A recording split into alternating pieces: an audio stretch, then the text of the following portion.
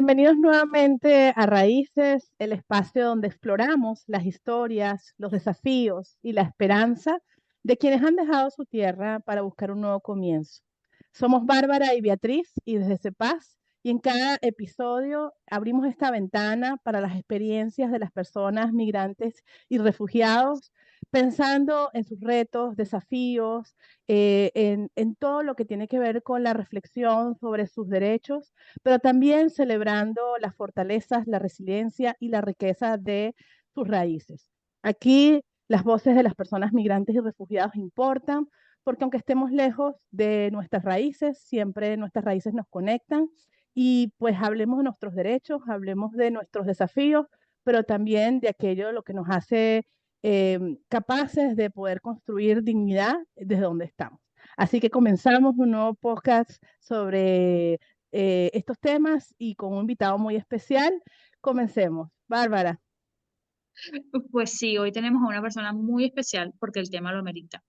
Hoy vamos a conversar sobre el tema de los niños migrantes durante las rutas migratorias, todo lo que tienen que pasar, los derechos que se vulneran, qué situación estamos ahorita con esas criaturitas, que algunos van en brazos, otros incluso dentro de el vientre de su madre, otros ya son más grandecitos, algunos viajan solos, otros en familia, otros pierden la familia durante toda la trayectoria. Y por eso tenemos al día de hoy a José Chelín Guevara, que es director de la organización no gubernamental, una ONG que se llama Capitán Zarigüeya, y ya le vamos a preguntar por qué este nombre, que justamente trabaja el tema de los derechos de los niños migrantes, pero que además es escritor de libros infantiles y que también promueve el tema de los derechos humanos en la región. José, gracias por estar con nosotros hoy. Muchísimas gracias a ustedes por permitirme llegar a su audiencia. Muy agradecido y feliz de estar compartiendo esta parte de esta mañana fría de Utah. Ya está empezando a nevar. Y bueno, nada, gracias, muchas gracias por invitarme. Cuéntame, José, ¿cómo estamos ahorita cerrando el 2024 y abriendo el 2025 en la situación de los niños migrantes en la región? Bueno, sin duda que cuando hablamos de rutas de migración nos referimos como punto final a Estados Unidos y México, que son los dos países Ujú. receptores de la migración que viene del sur. En esa migración recurrentemente se habla de los adultos migrantes, de los mayores, de las personas de la tercera edad, pero muy pocas veces se toca el tema de los niños. Aunque los niños en cada una de nuestras entrevistas y conversaciones con los migrantes nos dan historias muy tristes y fuertes, sobre todo con el tema infantil. Es dramático la situación en este momento porque además de lo que ya venía ocurriendo con anterioridad en el pasado, en meses anteriores, hay una expectativa a propósito de la política local americana, de lo que va a pasar a partir de los primeros de enero. Y eso, para bien o para mal, ha generado un nivel de incertidumbre de qué va a pasar con la frontera. Mucha gente se está lanzando de manera violenta, de manera rápida, a cruzar estos países con los niños. Y bueno, en rojo, la pregunta puntual en rojo, la situación es muy dramática en estos momentos. Fíjate que Bárbara nos hablaba del nombre de tu fundación, Capitán Zarigüeya, y bueno, justamente nos hablas de esta situación tan compleja, tan difícil, de un tema que, como decía Bárbara, nos llega al corazón, porque pues bueno, ver eh, cuando, bueno, el tema de ser adulto en la migración es difícil, pero incluso mucho más complejo cuando es un niño o niña adolescente. Entonces, bueno, ¿qué relación tiene el nombre de tu fundación con la población que ustedes apoyan? Claro, nosotros, bueno, yo soy sociólogo de profesión de mi amada Universidad Central de Venezuela, UCB, y bueno, también tuve un tiempo que estudié aviación en Venezuela, aviación civil, y en nuestra cultura vene- eh, aeronáutica, en nuestro país tan particular, siempre a los pilotos o a los estudiantes de aviación le colocan un nombre, bien sea de algo que se asemeje a tu personalidad o a tu realidad. Tenía compañeros que cocinaban parrilla, grill y le decían Capitán Parrilla, así como Top Gun, que también es parte de la tradición americana en los pilotos americanos. Y a mí me decían Capitán Rabipelado, porque en nuestro país a la zarigüeya le dicen Rabipelado. Y me decían Rabipelado porque bueno, mis compañeros decían que yo era muy hábil para hablar, para meterme, para convencer y esas cosas. Y el rabipelado o la zarigüeya es un animal que obviamente por su realidad propia tiene que ser muy hábil para poder vivir en los ecosistemas que les ha tocado vivir en estos últimos años. Entonces, claro, uno tratando de preservar el nombre porque uno de nuestros programas que se llama Prefly es tratar de llevar a niños a conocer el mundo de la aviación, niños hispanos en Estados Unidos que tengan buenos promedios, llevarlos a volar, a hacer un Discovery Fly, a subirse a un avión y volar. Y dijimos, bueno, vamos a buscar un nombre que se parezca mucho a lo que hacemos, porque ya tenemos una experiencia anterior con derechos humanos y niños, sí, tenemos ya 25 años dedicados a esto, pero en nuestra experiencia anterior éramos como muy formal y nos dimos cuenta que nos costaba mucho llegar a los niños. Y dijimos, bueno, vamos a escoger un nombre divertido, un nombre que se parezca a nosotros. Y bueno, obviamente tuvimos que darle un poquito de elegancia a la cosa, y tuvimos que hispanizar la cosa, le pusimos zarigüeya, o sea, vamos a europizar la cosa. Entonces, por eso se Pero llama tiene varios nombres, la zarigüeya, lo que nosotros llamamos el rayo y pelado. en Colombia le dicen chucha, cada país tiene su nombre particular, pero la zarigüeya es como el El más nombre común. hispano, el nombre de España en realidad, y del sur de Argentina y Chile, en algunas regiones le conocen como zarigüeya, pero en general cada región tiene su nombre. Una más graciosa que la otra, sin duda. Entonces nos creamos un personaje que se llama Capitán Zarigüeya, que es un personaje, es un piloto que vuela por los cielos de América Latina para llevar felicidad a los niños y en esa felicidad lleva a empoderarlos de sus derechos, enseñarles sobre sus derechos, pero también sus deberes. Una suerte de héroe que le dice a los niños, estoy aquí para mostrarte cómo debes vivir en el buen sentido de la palabra, en el marco de la ley y del sistema democrático, que a fin de cuentas es lo que nos debemos. Y tratamos de hacerlo de manera jocosa y divertida. Llevar nuestros programas de educación, de ciudadanía, derechos humanos, democracia, a través de juegos y de actividades lúdicas que jueguen, huelen y lean, como decimos nosotros. Y del contacto que has tenido con los niños, ¿cuál es la historia que más te ha tocado de un niño migrante en los últimos años? Bueno, son diarias. La verdad que Mm. tener este trabajo es bien complejo, porque desde la experiencia, yo creo que la experiencia más difícil fue incluso la que inició Capitán Zarigüeya. Nosotros escribimos en pandemia este libro, se llama A Tricolor Dream, un sueño tricolor. Lo tenemos en inglés y en español. Este libro lo escribimos mis hijos y yo, porque antes de que existiéramos como organización civil, mi persona y varios amigos acá de Utah recogíamos lo que le llamamos nosotros en Venezuela, hacíamos una vaca o hacíamos un sombrero para entre todos, $10 cada uno. Y como siempre nos hemos dedicado al tema de los niños refugiados e inmigrantes, en Brasil, frontera con Venezuela, que es una de las fronteras más movidas de nuestra migración, en la ciudad de Pacaraima, en el estado de Roraima, hay campamentos del ACNUR, porque Brasil tiene un programa que se llama Icolida, que es el programa que le da bienvenida a los migrantes venezolanos, los recibe a través del ACNUR, los refugia, y hay muchas carpas, y nosotros recogíamos dinerito y tratábamos como de enviar eh, para comprar pasteles, dulces, cosas. Bueno, llegó la pandemia y obviamente la pandemia le afectó a todos los amigos que le pasábamos el sombrero.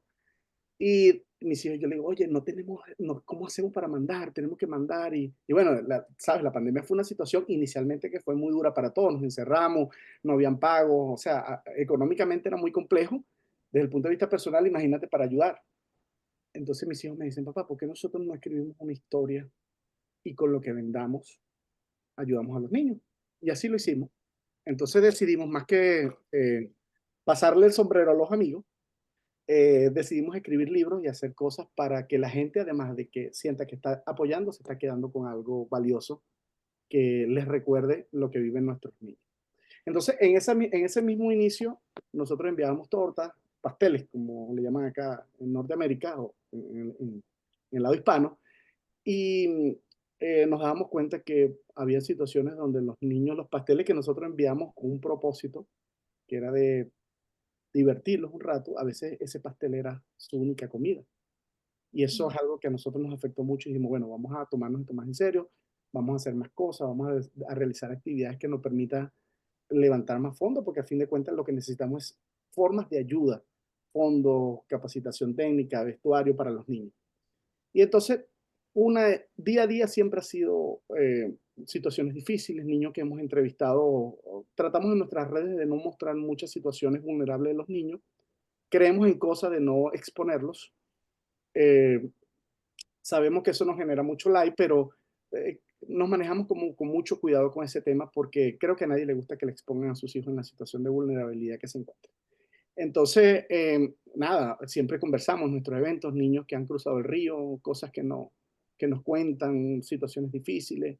Hace 3 días conversamos con una persona que vio como una niña se cayó por un barranco en el Darién. O sea, y eso son historias que recurrentemente uno escucha y que día a día están allí presentes. Siempre personas que pasan en la selva y ven niños muertos, porque al parecer la mayor cantidad, esto no es oficial, pero tal vez nosotros por las historias que hemos escuchado y los testimonios propios de las personas que cruzan, de los caminantes, siempre son niños o personas adultas porque pasan por senderos muy cortitos. Tal vez el adulto se puede agarrar de las raíces que están en las paredes, pero los niños sí caen y son acantilados muy altos, barrancos como le decimos nosotros, son muy grandes y siempre suelen ser las víctimas que lastimosamente quedan allí abajo porque ni siquiera los pueden sacar. Muy Sí, y duro los y niños que cruzan, supongo yo que traen como muchas vivencias que van a cambiar el tipo de niñez a la que nosotros estamos acostumbrados a ver, ¿no? Yo creo que esa generación va a tener un cambio de personalidad, de afrontamiento, eh, que va a necesitar ayuda y que va a forjar otro tipo de migrante a futuro. Sí, sin duda. Em, Hace algún tiempo me entrevistaba un periodista y me preguntaba, ¿por qué si tú vienes de la dirigencia estudiantil de mi época, hace muchos años? Vengo del movimiento estudiantil, del FCU, de la Central, y de hacer actividades con jóvenes, sobre todo con jóvenes que venían de partidos políticos. A eso nos dedicamos un tiempo, a formar a jóvenes de la juventud de los partidos políticos. Eso fue uno de nuestros proyectos más importantes en Venezuela. Y me dice, si venías de eso, de formar siempre jóvenes, siempre te has mantenido en el target, los niños jóvenes, pero ¿por qué ahora te vas con los niños y afuera?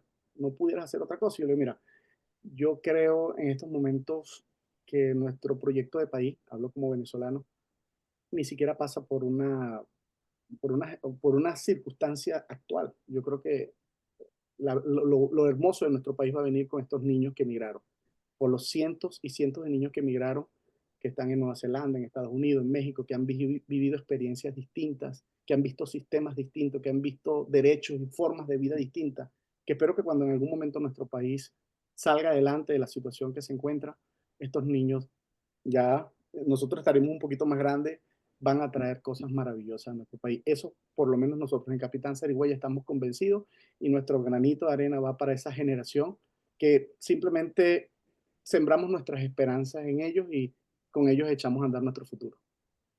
fíjate que esto que decía Bárbara sobre el cambio en la niñez de una persona y de un niño o niña que está en movilidad. Y, y creo que pues hay cosas retadoras y duras y muy fuertes y traumas que hay que trabajar, sobre todo pues este tipo de movilidad que las hace atestiguar situaciones de afectación a la dignidad tan fuertes, pero también hay oportunidades, ¿no? Que a veces en capítulos atrás hablábamos del duelo migratorio y quien no lo ha visto váyalo a ver, pero bueno, justamente el duelo migratorio, cómo se manifiesta diferente en los niños y otras circunstancias. En la experiencia de la Fundación Capitán Zarigüeya, ¿cómo ha sido tanto los desafíos como las posibilidades y oportunidades que ustedes ven en los niños? Que alguien que nos esté viendo y quiere ver cómo trabajar con sus niños o con la población y la niñez estos temas duros y fuertes de trauma, pero cómo también trabajar las oportunidades, las esperanzas y las formas de que los niños, niñas, adolescentes puedan tener una nueva realidad provechosa. ¿Cuál ha sido la experiencia de ustedes en ese sentido? Nosotros ya próximo, en 2 meses, cumplimos 2 años. Y en los 2 años hemos intentado hacer sacrificios o esfuerzos focalizados en varios temas. Duelo migratorio, asistencia a los niños, actividades recreativas. Tenemos por ahí un festival que lo hicimos el año pasado que fue un éxito total, un festival de cometas. Ya les voy a comentar un poco cómo entrelazamos la tradición y todo este tema de la infancia migratoria. Y nosotros, como somos una organización que asistimos y promovemos actividades con niños, nos hemos dado cuenta que a veces nuestro alcance como organización es muy limitado. Y por eso, lo que te decía fuera de la entrevista, es que decidimos armar un equipo multidisciplinario. Y dentro de este equipo multidisciplinario tenemos a un psicólogo, un doctor venezolano que tiene una organización que se llama Educa tu Mente y es un especialista en temas de duelo migratorio. Y yo le digo, mira, yo puedo tener la intención de saber, de intentar saber, pero vamos, creo que se nos va a hacer mucho más fácil si invitamos a personas con especialidades que sepan abordar esta situación y hagamos entre todos un esfuerzo mayor que tenga mejores resultados. De esa manera lo hemos venido haciendo. Tenemos Educa tu Mente, tenemos El Poder de la Intención con Corina, que también la van a conocer, una señora mexicana que tiene un trabajo maravilloso. Y ellos tocan el tema del duelo migratorio de los niños. O sea, ellos nos han dictado talleres a las distintas organizaciones que están aquí haciendo vida en Utah para hacernos ver una realidad que tal vez, yo soy sociólogo, hay cosas que yo no desconozco, que ellos desde su especialidad sí la han desarrollado y profundizan. Y yo creo que la experiencia ha sido muy positiva de que Antonio Balbuena con su trabajo de integrar, nosotros con el tema de la asistencia y las lecturas y promoción de actividades para los niños, el duelo migratorio. Hemos hecho un equipo de verdad multidisciplinario entre varias ONG en Utah que ha traído un resultado maravilloso.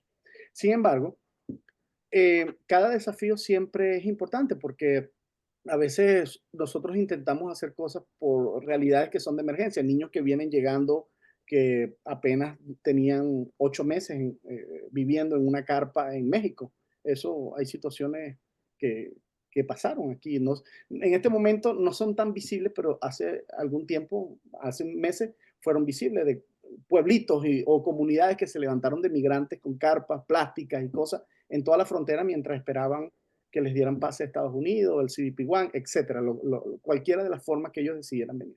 Y obviamente que eran niños que llegaban aquí en situaciones que ni siquiera tenían donde vivir. Y eso, obviamente, a Dios gracias, en su momento Utah tiene, el estado de Utah en ese entonces tenía un sistema de verdad maravilloso para asistir a las comunidades y para asistir al migrante que venía llegando. Incluso una oportunidad donde el mismo gobernador actual dijo, vénganse a Utah. Le decía a los migrantes, vénganse a Utah. Hace un mes dijo lo contrario, dijo que no iba a apoyar eso, pero que porque en verdad Utah se convirtió en uno de los estados preferidos para la migración venezolana por la realidad del estado, o sea, la Iglesia de Jesucristo de los Santos de los Últimos Días, que tienen un trabajo maravilloso aquí desde el punto de vista asistencial. Utah no es un estado santuario, pero sí sus instituciones están listas y de verdad que la atención siempre fue genial. Además que el uteño entiende que la migración, por su filosofía o origen, la génesis de Utah, comenzó a través de una migración de los mormones desde Nueva York hasta aquí. Y ellos tienen eso como percepción de vida, los miembros de la iglesia, que en su gran mayoría es la población que vive aquí en Utah. Y bueno, eso hacía al migrante venezolano o centroamericano de que este estado fuera atractivo para llegar. Hoy esa realidad ya no es así. Más bien las instituciones se colapsaron, los refugios, las ayudas de la iglesia. Aquí en Utah cada comunidad tiene un barrio, o sea, tiene una iglesia y esa iglesia tiene un obispo que tenía recursos y capacidad financiera para apoyar. Además, toda la cultura de asistencia que tienen los miembros de la iglesia, entre otras religiones, los musulmanes. Utah también no solo recibe latinoamericanos, también es un estado que recibe migrantes del Medio Oriente. Utah tiene un centro de refugiados, uno de los más grandes de Estados Unidos, un centro de asistencia humanitaria internacional, uno de los más grandes de Estados Unidos, una cosa impresionante. Entonces, esa realidad pasó hace un año y algo. Hoy no, hoy Utah está colapsado, las instituciones no se dan abasto porque fue mucho, o sea, se desbordó. Y sin duda que nos tocó, tanto al Estado, a las instituciones del Estado, como a las organizaciones que hacen vida aquí, integrarnos. O sea, vamos a apoyarnos entre todos para poder abordar esta situación y entre todos salir adelante porque van a seguir llegando. Y creo que este último mes es una realidad de emergencia. Y esa es otra pregunta, ¿cómo se están preparando sobre todo viene un cambio de administración el año que viene, hay toda una discusión sobre el tema de políticas migratorias, hay esta realidad que tú dices que es desbordada, ¿cómo las organizaciones se están preparando para seguir afrontando estos desafíos y qué están proyectando para el año que viene? Claro, bueno, una Una de estas iniciativas es que lo iniciamos en la semana antepasada, una reunión maravillosa con la participación de 15 organizaciones civiles. Nos reagrupamos en un nombre llamado Puente 21, como la organización de Antonio Balbuena.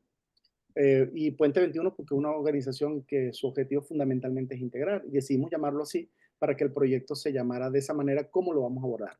Hemos venido estos últimos meses conversando con las autoridades, hemos hecho reuniones que son públicas con los mayores, con los alcaldes de las ciudades. Ya nos hemos reunido en estos últimos 4 meses con 6 alcaldes, hemos conversado con congresistas para manifestar un poco y hemos hecho público periodistas americanos de Utah, de otras regiones, nos han entrevistado tratando de saber un poco más, porque creo que todos, o sea, las organizaciones, el Estado, creo que todo el mundo en Estados Unidos está a la expectativa. O sea, en realidad no sabemos qué va a pasar. Presumimos, uno dice una cosa, otro dice otra, cada quien se mueve de acuerdo a su preferencia ideológica o sus motivaciones políticas, pero en realidad nadie sabe qué va a pasar, ¿no? Solamente nos agarramos de una retórica electoral que a veces no es verdad, a veces esa retórica es parte del querer ganar, a veces, o sea, nadie sabe qué va a pasar. Sin embargo, nosotros nos estamos reagrupando cada día más, estamos promoviendo más organizaciones que surjan para que lo que vaya a venir, sea lo que sea, nos encuentre unidos y nos encuentre siempre con la disposición de levantar la voz o de manifestar apoyo para sugerir de que las cosas salgan correctamente y salgan de la mejor manera. Claro, pero hay una realidad que tenemos, ¿no? Y hay una población que ya llegó, o sea, que ya Claro. están en los países receptores, tanto en Centroamérica, hay otros que están como caminantes todavía en países, y hay otros que ya están en Estados Unidos, ¿no? Y otros que van a pensar subir un poco a Canadá, dependiendo de las circunstancias de políticas públicas del Estado, de Estados Unidos, una vez que haya el cambio del presidente. Pero ¿cómo se hace para la integración? Porque tú decías, hay musulmanes, hay de Asia, hay del Medio Oriente, hay latinos. Toda esa población migrante se tiene que amalgamar para insertarse dentro de del nuevo país, de la nueva sociedad. Entonces, ¿cómo se ha hecho ese trabajo? Un poco entre los latinos se han podido ir trabajando con los otros sectores para hacer esa unión y poder irse incluso sustentando y apoyando en diversas situaciones, porque uno no habla en el idioma porque el inglés no es idioma de los países que están migrando hacia Estados Unidos, el tema cultural, cómo mantener las costumbres y a la vez adaptarse a las nuevas costumbres, eh, y un poco también el paso por México, ¿no? Porque también tienen una población muy grande mexicana que ya está asentada, que ya está consolidada y que, bueno, como podrán tener lo que llamamos el síndrome del primer migrante, ¿no? Ya yo estoy aquí, no me vengan a torpedear un poco lo que ya nosotros tenemos hecho y el avance que hemos tenido, porque estos están llegando nuevos, que pasa Claro. y sabemos que sucede y que está presente eh, en las comunidades, ¿no? Que hay un poco ese recelo del que ya llegó hace muchos años y del que está llegando nuevo.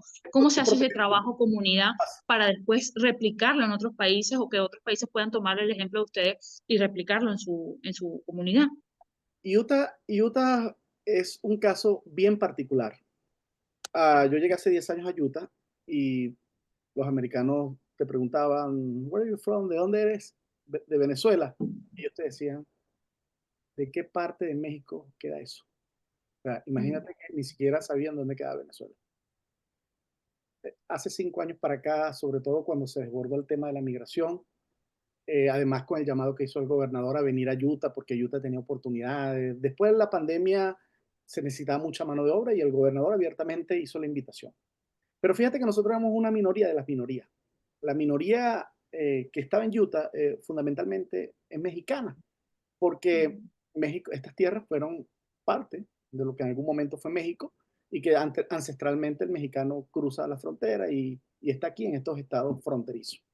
Y Utah se convirtió en un lugar donde había una minoría mm, mexicana importante, creo que es la mayor, pero venezolanos, colombianos, nicaragüenses, eso no existía. Eran dos, tres, a lo sumo una señora por ahí que hacía empanaditas venezolanas para vender, a lo sumo. Ahorita tenemos en Utah 35 restaurantes venezolanos. O sea, sácalo nada más por allí. Entre centenares de emprendimientos de venezolanos. Hablo particularmente de venezolanos y colombianos, que es como el área donde en el caso de Capital Zarigüeya se desarrolla más. Em, Fíjate que aquí existían organizaciones de hace mucho rato que son organizaciones que tienen gigantescos, gran federales, de organizaciones asiáticas, que asistían al migrante asiático. Imagínate la minoría que existía aquí.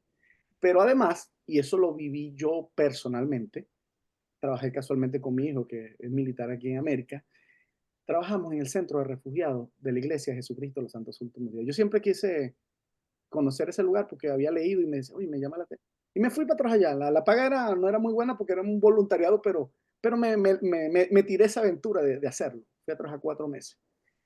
Y solamente habíamos 3 venezolanos. Estoy hablando de hace 6 años. 3 venezolanos. El resto todo era africano, del Medio Oriente. O sea, el grueso de la población migrante en Utah era del Medio Oriente y africana. De hecho, todos los programas y las organizaciones que existían aquí fundamentalmente eran para africanos.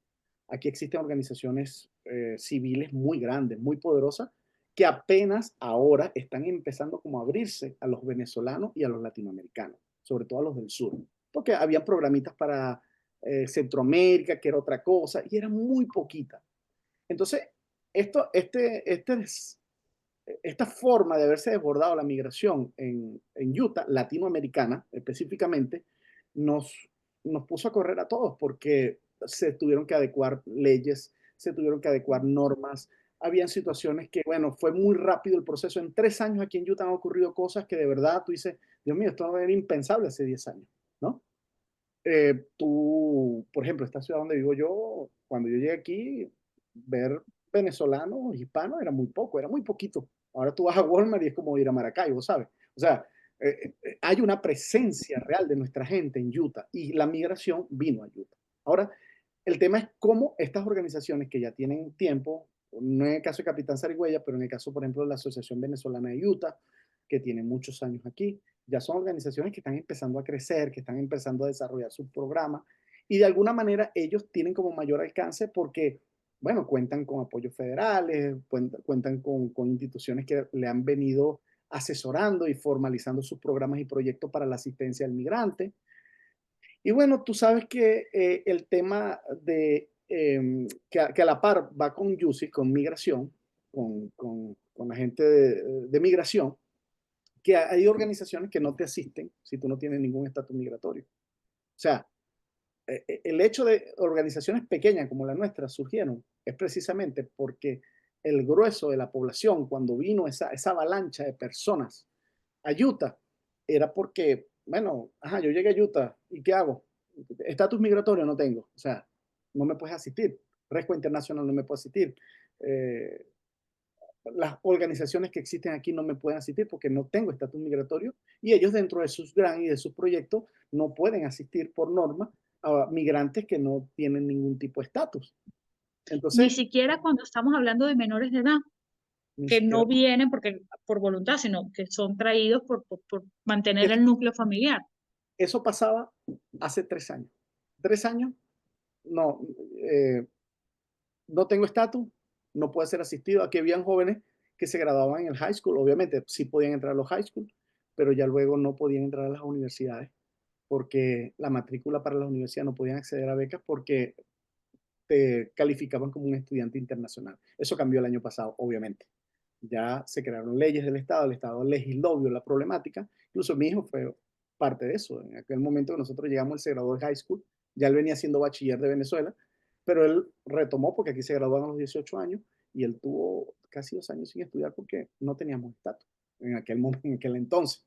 Entonces, tú dices, bueno, la situación fue terrible, pero hoy es completamente distinto. Hoy más bien el tema es que se saturó y no hay recursos para tanta gente, no hay cama para tanta gente y más bien el Estado y nosotros, la sociedad organizada, estamos intentando como paliar con lo poco que tenemos, con la voluntad y el amor de nuestro país, de nuestra gente, de tratar de asistirlo en la medida de las posibilidades, pero sin duda hace falta muchísimo más. Y frente a la respuesta de saber qué vamos a hacer, bueno, nos estamos preparando desde el punto de vista organizacional para ver qué va a pasar, qué va a suceder. Yo creo que ahora lo único que podemos hacer es organizarnos, esperar para ver cuáles van a ser las políticas nuevas que van a llegar y mantenernos en una constante comunicación para saber cuáles van a ser los nuevos desafíos, porque sin duda van a llegar nuevos desafíos. Dios quiera que sean para bien, Dios sea que los procesos de asistir a nuestra gente sean controlados, que sean apegados a la ley, que sean apegados a lo justo y que obviamente en el caso de los niños salgan beneficiados pues, por alguna medida migratoria, alguna situación que les permita quedarse en el país porque en definitiva lo necesitan. Los niños que vienen de Colombia, los niños que vienen de Venezuela, la situación de nuestros países es muy dura, está muy fuerte. Fíjate, José, nos has contado tantas cosas sobre, bueno, lo que hacías, que quedó atrás, también como, bueno, has logrado hacer cosas desde donde estás y apoyarte tú y apoyar a todo tu entorno, pero me encantaría escuchar justamente cuál ha sido tu mayor aprendizaje o transformación personal al reconstruir tu vida en otro lugar y al ayudar a otros, ¿no? Y bueno, justamente con el nombre de este podcast, cómo tus raíces han sido, o cómo has hecho para mantener tus raíces, pero también cuál ha sido tu aprendizaje en ese nuevo país y con todas las cosas que estás haciendo para la comunidad y los niños y niñas que apoyas. Claro, nosotros como Capitán Zarigüeya, una de las principales motivaciones es que el niño migrante que llega a Utah y a Estados Unidos no pierda sus raíces, a propósito del nombre de su podcast. Y porque es muy fácil, ya los muchachos cuando entran a la escuela, es muy fácil, ya no quieren hablar español, creo que ustedes lo han visto, ya llega un momento que dicen, no, no quiero hablar español, ahí yo a lo mío le digo, epa, español, no inglés, ah, porque pasan mucho tiempo sometido al inglés en la escuela. Entonces a veces vemos chicos nuestros que su fisionomía hispana y tal, y no quieren hablar español. Y a veces los mismos padres, por la misma situación de estar trabajando, se desconectan mucho de hacerle un seguimiento porque el papá migrante tiene que llegar a trabajar. A veces los padres migrantes, ni siquiera por no saber el idioma, no es porque no quieran ayudarlos, sino porque no hablan inglés y no pueden ayudar a sus niños en las escuelas como lo hacían en Venezuela y Colombia. O mucho menos empezar a contarles cómo fue su juventud o su niñez en Venezuela, en sus países, para que no pierdan sus raíces. Porque además del tema del cambio de cultura, además hay un componente adicional que es la tecnología. La tecnología está haciendo que nuestros niños pasen el día frente a una pantalla y el tema de las tradiciones y costumbres, nuestra idiosincrasia eh, como latinoamericanos, eso se ha venido perdiendo y eso es una realidad. Entonces nosotros, uno de los otros libros que hicimos fue este libro que se llama Juegos y Tradiciones Venezolanas. Nosotros en este libro, acompañado, se llama igual A Tricolor Dream, que es el nombre del documental que estamos desarrollando, que ya vamos a hablar de eso, Sí. y del Festival de Cometas, que se llama A Tricolor Dream, un sueño tricolor, tricolor por tres, los tres colores de la bandera venezolana y los tres colores de la bandera americana, ambas y colombiana, obviamente. Las tres naciones tienen tres colores en su bandera, igual con México, porque lo hicimos con Venezuela, Colombia y México, solo que no tengo el de México ni el de Colombia ahorita, pero ya lo tenemos listo. Entonces, eh, nosotros dentro de estos festivales, en agosto julio hicimos un festival en Herriman con el alcalde Lorin Palmer, que es un aliado de la venezolanidad, es una de las ciudades donde más viven venezolanos. Te comentaba ahorita que le decían Herrimanzuela, por la cantidad de venezolanos que viven allí. Hicimos un festival de cometas que fue un éxito total. O sea, ver a los papás volando, y no sabemos si estaban más contentos los niños o los papás volando las cometas. Entonces, quisimos ampliar, a propósito del libro, de que no sean solo las cometas, sino también enseñarle a los muchachos la zaranda, el trompo, la carrera de saco, que ya lo hemos hecho aquí en Utah, porque ya aquí tenemos este equipo de coleo, imagínate, tenemos hasta 3 equipos de coleo en Utah. O sea, ya tú dices, bueno, pero ¿qué pasó aquí? O ¿Cuántos sea, venezolanos estiman que hay en Utah? uy, eso no hay una formalidad de Estadística. 20.000, 18.000, o sea, no lo sabemos. Utah es un estado con 11, 10 millones de habitantes, o sea, es muy poco. Entonces, pero la presencia venezolana ya tú sabes cómo somos Se nosotros, nota. alborotados y bulleros y queremos... No, pero qué bonito y qué especial que hayan logrado construir esa comunidad, porque digamos, yo creo que ese es parte de los retos, ¿no? Y entender que ese ha sido uno de los aprendizajes de ustedes, es un mensaje, ¿no? Y me gustaría eso, que nos dijeras eso, ¿qué ha significado para la comunidad venezolana construir comunidad en Utah? Y sobre todo a partir de lo que nos comentabas, ¿no? De actividades de juego, actividades de costumbres donde los niños y las niñas se pueden involucrar. Desde el Claro. punto de vista del aprendizaje y desde el punto de vista de derechos, cómo lo ves allí? ¿Cómo ha sido ese aprendizaje? El aprendizaje y el recorrido siempre ha sido difícil porque la migración trae consigo cosas maravillosas, pero también trae cosas no muy buenas. Y sin duda que las redes sociales nos han hecho una mala jugada a los venezolanos en estos momentos, porque lastimosamente las redes sociales que tienen un impacto en la comunidad y en nuestros niños, se vende mucho más lo malo que lo bueno. Entonces, cualquier situación irregular de un grupo de personas de minorías que hacen cosas malas tiene una amplificación importante que a veces, con mucha pena, debo decirlo, y con mucho dolor, nos estigmatiza frente a organizaciones, a instituciones, incluso hasta los mismos residentes americanos en Utah. Para nadie es un secreto el tema del TDA, por ejemplo, el tren del agua, que es como le llaman las autoridades aquí en Utah, el TDA. Y venezolano, TDA, o sea, alerta, ya, entiende eso muy triste. Ha sido un desafío muy difícil que a veces pasa, que nuestros niños, a propósito de esa guerra, de esa tormenta de estigmas, a veces hay unos niveles de tristeza y de complejos interesantes. Lo he vivido. Lo viví en un high school. Un chico me dijo, me da vergüenza decir que soy venezolano. Y yo le digo, ¿por qué? Por todo lo que dicen las redes sociales. Las redes sociales están inundado de cosas malas de los venezolanos. Bueno, nada, vamos a empezar a hacer cosas buenas y vamos a inundar las redes sociales de cosas buenas nosotros.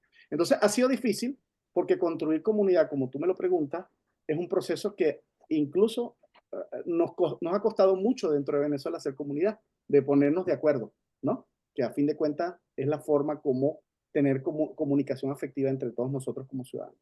Sin embargo, ha sido un proceso difícil al principio, lo estamos construyendo todavía.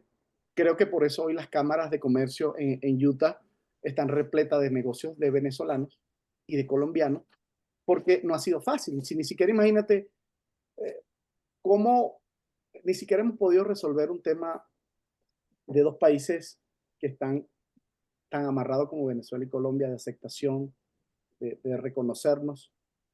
Lo que ocurre en Perú con la migración ha sido difícil.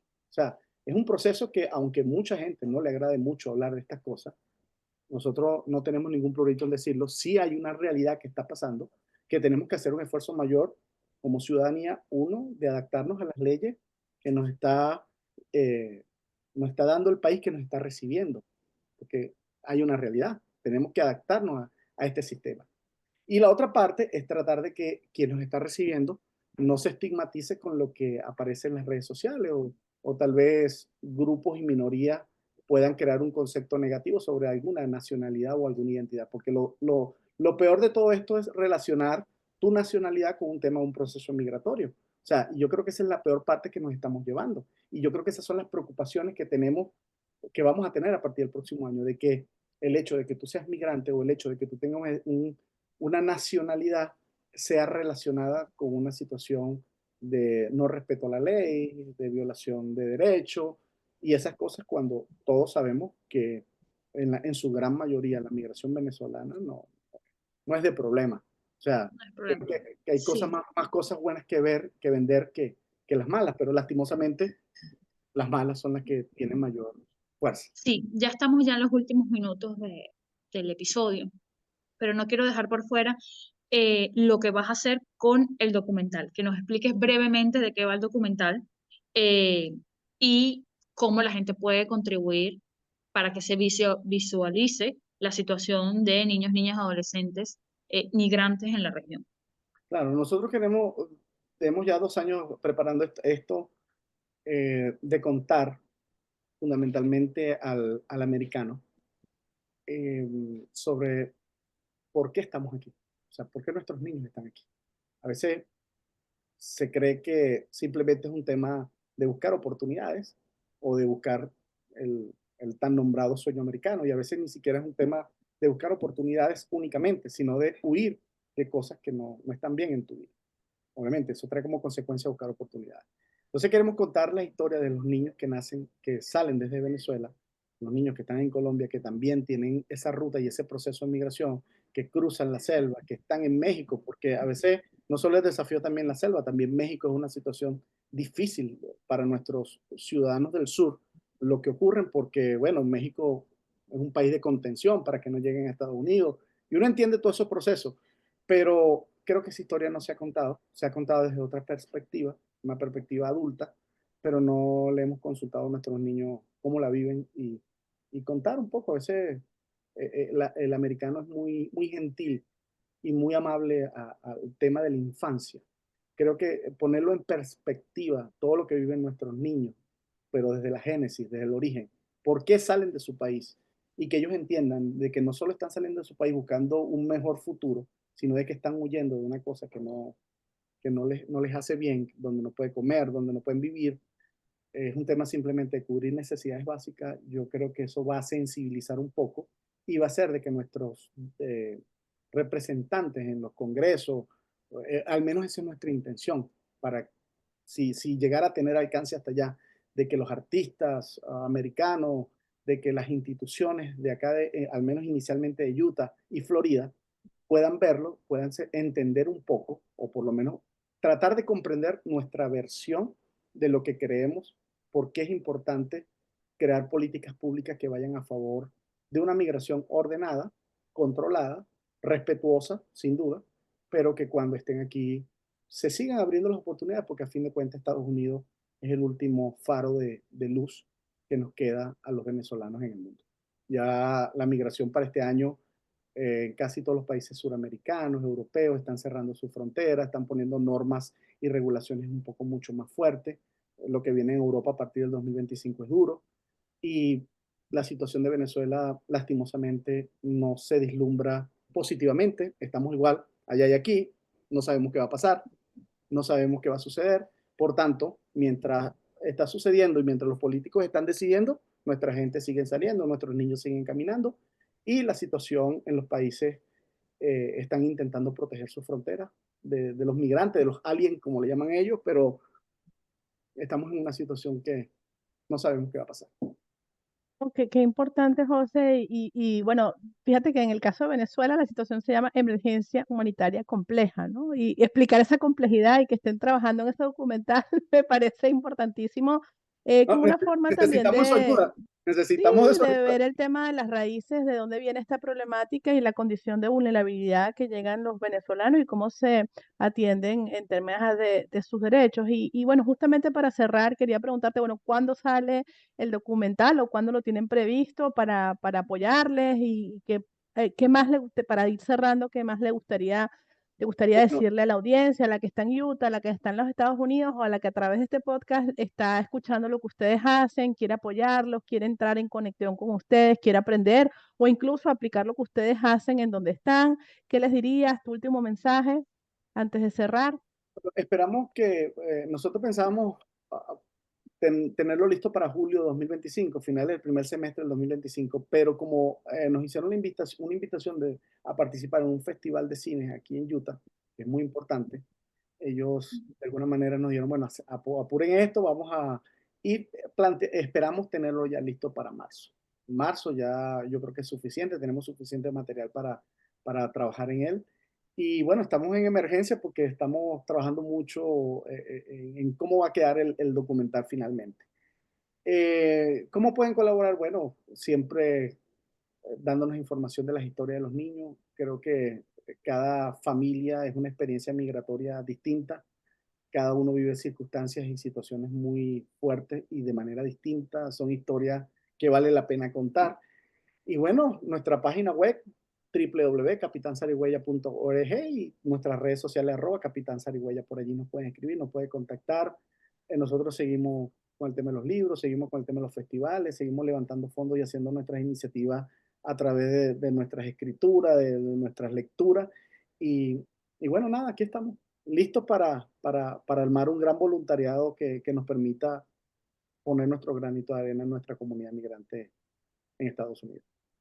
Muchísimas gracias, José, por Ok, acompañarnos, por compartir tu historia, por compartir todo el trabajo que hacen en Fundación Sarigüeña y los invitamos a seguirse.